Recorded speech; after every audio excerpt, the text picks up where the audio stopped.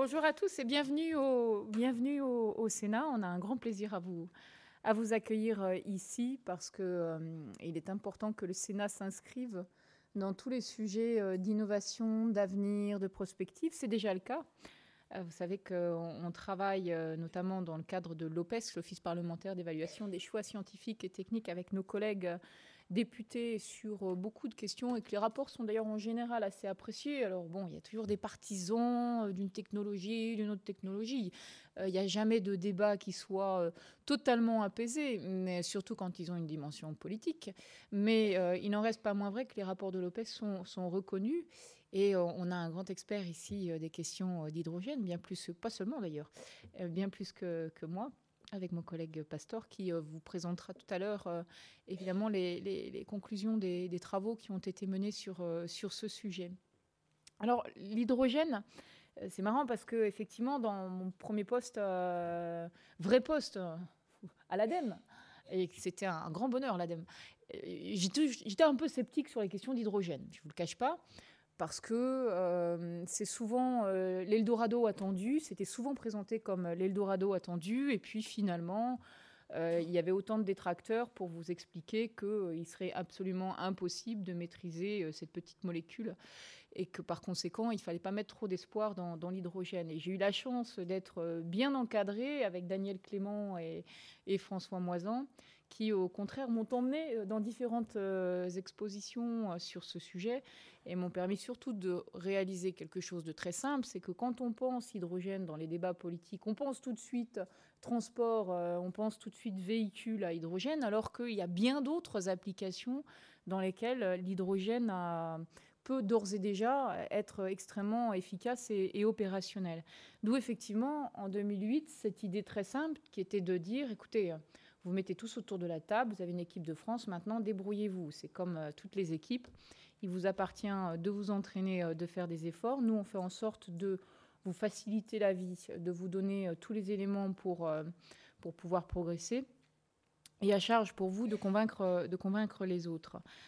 Et par la suite, alors malheureusement, je n'étais plus là. Vous savez, j'avais bien essayé de continuer à être présidente de l'ADEME en même temps que secrétaire d'État à l'écologie, mais on m'a expliqué que ce n'était pas constitutionnel. En 2011, vous avez sorti la feuille de route.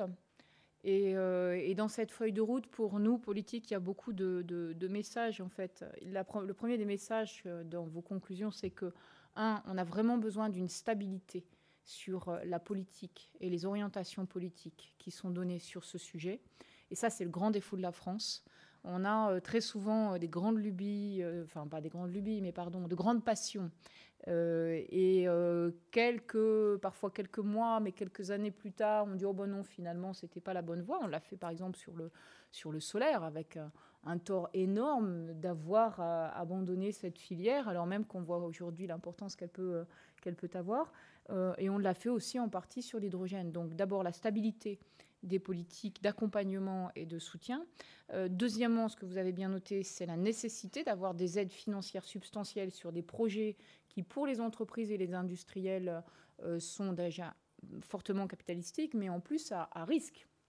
Donc ça, c'était le deuxième enjeu. Le troisième, la nécessité de coordination de la recherche, évidemment en France, mais à l'échelle européenne aussi. Et le quatrième élément était l'encadrement réglementaire.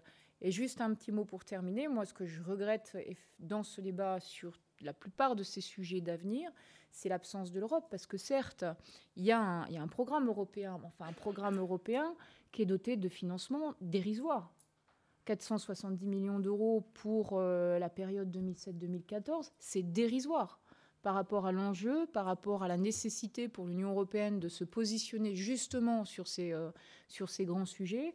Et donc sur ce sujet, comme sur beaucoup d'autres, c'est regrettable que l'Union européenne, dans ses derniers choix de perspectives budgétaires, ait préféré dire, écoutez, on préserve absolument coûte que coûte la PAC, et donc qu'est-ce qui va trinquer? C'est le budget innovation.